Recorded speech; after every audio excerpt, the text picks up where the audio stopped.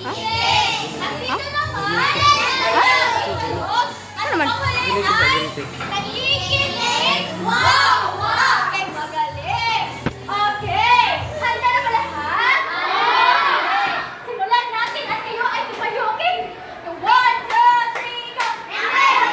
Ala, oy, hindi nakikinig yan. Hindi talaga. Ako'y gising kasi yan. Again, isa. Okay, 1, 2, 3, go! Ako'y gising, hindi tulog. Nakikinig. Wow! Wala energy, alas. Balik, balik, balik. Balik ka, may energy,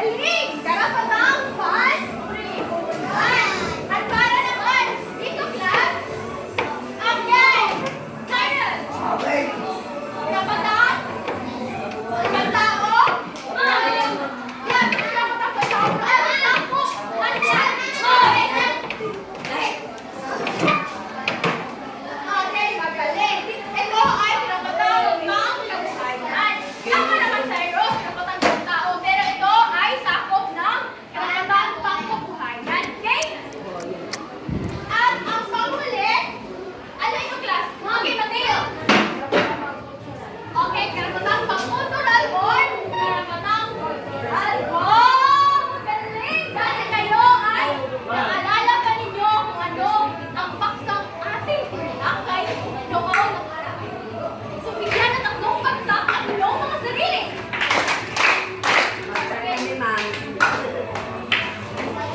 So ngayon, ay may ipapakita akong larawan. At gusto kong sabihin ninyo kung ano ba ang ibig sabihin ng larawan yan. Okay, yes, yan. Okay, bakit nasabi mo ito ay isang kalilangan? Ma'am, yes, tama, ito ay nagpapakita ng kalayan. Pero bakit yes, Justin? Pag-iwan, kaibigan niya. Okay, very good. Ang pati ay kuyan, ay magaling. Hawak kinig lang. Yes, Rachel. Okay, hostisya or magkakaroon ng okay, katarungan. Magaling. Katarungan or pantay-pantay na. Okay, harapatan. Magaling. Ngayon ay may ipapakilala ko sa inyo isang ano na ito? Yay! Pip, pip, pip. Ang sabi ng yay! Pip, pip, pip, pip. Okay, pip, pip, pip. Sabi ng jeep.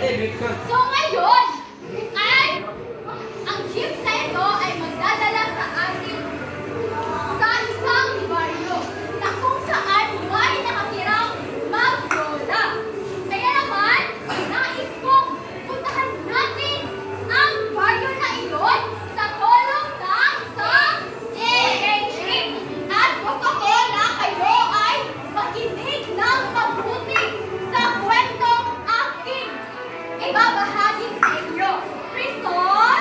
Yay!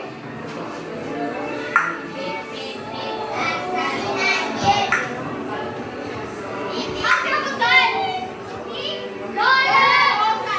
Again, class, ano ang pamagat ng ating kwento? Ang kinabutan ni Lola Rosa at Nina. Kinabutan ni Lola Rosa at Nina. Sa isang baryo, may nakatira na maglola. Si Lola Rosa at ang kanyang 10 taong gulang na apo na si Nina. Sa kabila ng kanilang simpleng pamumuhay, sila ay namuhay ng puno ng pagmamahal at kapayapaan. Ngunit, isang araw, ang kanilang payapang pamumuhay ay biglang nagbago dahil sa isang pangyayari. Isang araw, may pagpupulong sa kanilang barangay at si Lola Rosa ay nagbahagi ng kanyang opinyon tungkol sa hindi pantay-pantay na pamimigay ng mga ayuda sa kanilang baryo. Ang sabi niya ay, dapat pantay-pantay ang pamamahagi ng ayuda, lalong-lalo na sa mga maninira. Uusapang nasabi ni Lola Rosa. Ngunit, siya ay pinutol ng isang opisyal at sinabi, tumahimik na po kayo, matanda na po kayo, wala po kayong alam sa usaping ito. At pagkadinig ni Nena sa sinabi iyon ng opisyal, siya ay nalungkot at sinabi, bakit po hindi na lang kayo hinayaang magsalita, Lola? Hindi ba may karapatan naman po kayong magsalita? Malungkot na sabi ni Nena sa kanyang Lola Rosa. Ngunit, wala silang nagawa. At kinabukasan, si Nena ay inaya ng kanyang mga kaklase na dumalo sa isang pagdadasal sa kanilang paaralan. Ngunit, si Nena ay tumanggi dahil siya ay mayroong sariling paniniwala. At sinabi ng kanyang mga kaklase na, bakit sumama ka? Lahat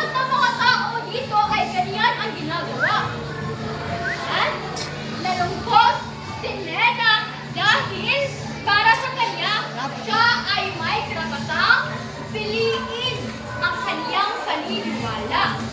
Kaya naman, siya ay malungkot na umuwi sa kanilang tahanan. Pero, siya ay nagulat sa kanyang narasnan dahil may mga opisyal sa kanilang tahanan na pilit silang pinapaalis ng kanyang Lola Rosa sa kanila dahil gustong bilhin ng isang mayamang negosyante ang kanilang lupain. Sila ay pilit na pinapaalis.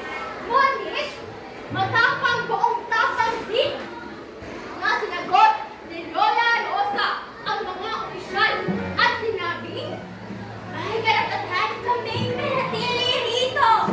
Ang titulo ng bahay at lupa ay nasa amin. Yun.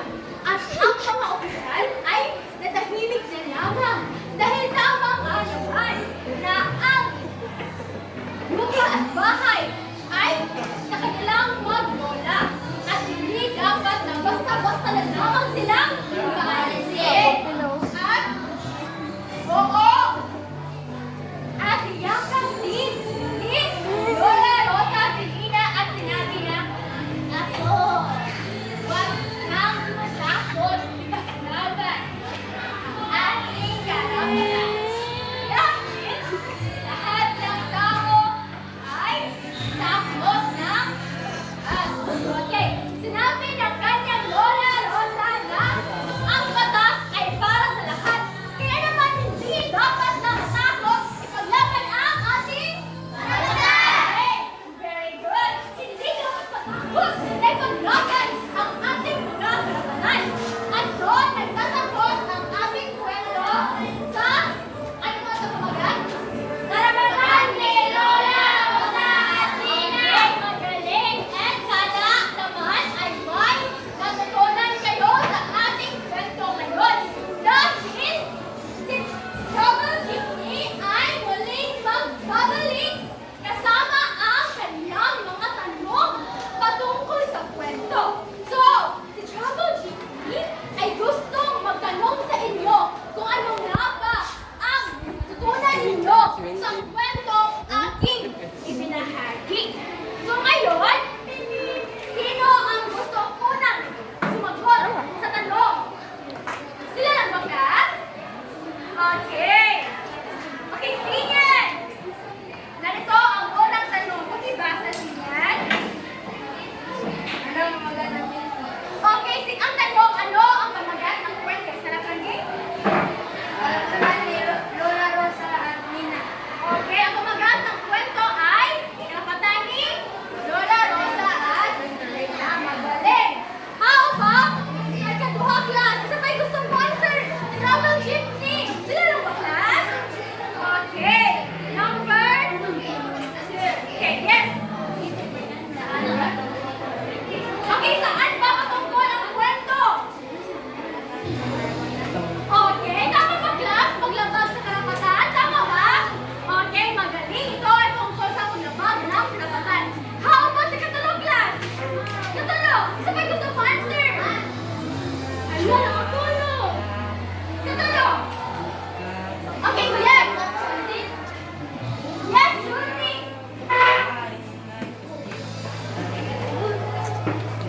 Tara, ito lang din. Okay, base sa kwento, ano ang mga karapatan? Sina Lola Rosa at Nena ang nalabag.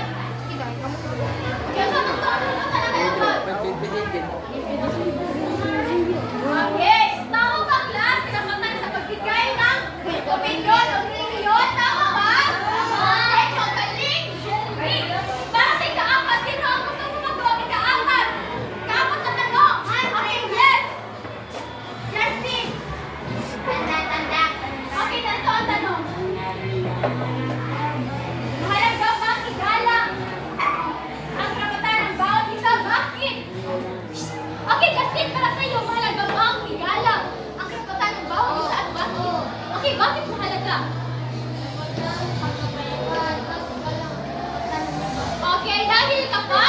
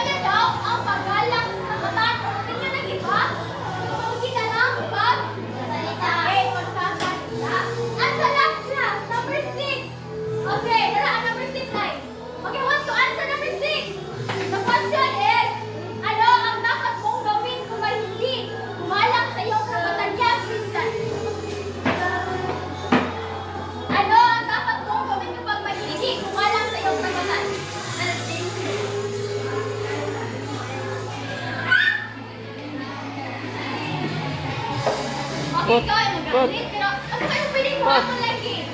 Saan pa rin mo pagpapagalit mo matandaan? Kailan mo pag-saan mo, okay, very good. Ito ay iyong ipag-dalagaan. Magaling na. Magaling mo ka, kita, 19 na na. 19. Magaling. Okay, gusto. Dali, go. Waterfalls. Waterfalls. Eyes on me. Eyes on you. Eyes on me.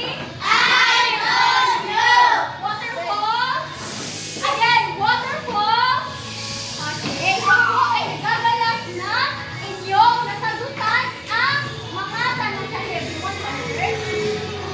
Na inyong nasagutan ang mga tanong ni Travel Nicky. So kaya naman yan, ako ay may tanong. Ano kaya sa tingin niyo ang paksang ating Go, 20 na go. tatalakayin ngayong umaga? Okay, yes. May You. karapatan ko rin, karapatan na. Yes, let's see. Karapatang tao. Okay, very good. Karapatang pantao. Specifically, last, ito ay tungkol sa... Okay, can you read everyone? Again, can you read? Karapatang pantao ayon sa batas. Karapatang pantao ayon sa batas. So, sinabi dito na according sa Artikulo 3 ng Sinabayang Pilipinas, ito ay naglalaman ng mga batas na nagproprotekta sa ating mga tao. Again, anong sa batas last? Basta ako sa batas? Artikulo 3 sa Saligang Batas ng 1987. Again, ano sa batas? Artikulo 3 sa Saligang Batas ng 1987. Saligang Batas ng 1987 ng Pilipinas. Okay, dito nakasaad ang mga karapatan ng mga Pilipino na tayo ay pinoprotektahan at igalang dapat na Estado. Una rito ay ang 18.5 ka mo. everyone. Ikaw kay Kana, 25 mo. Ako na ko Again, niya. can you read 25, everyone? 30. Nakakagawa na kay Brother Sibi.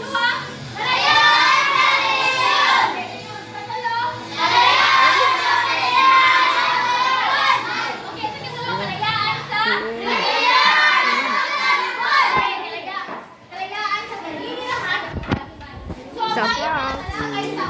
Kalayaan sa pananalita o pamamagitan. Hindi, Ano kaya ang inyong idea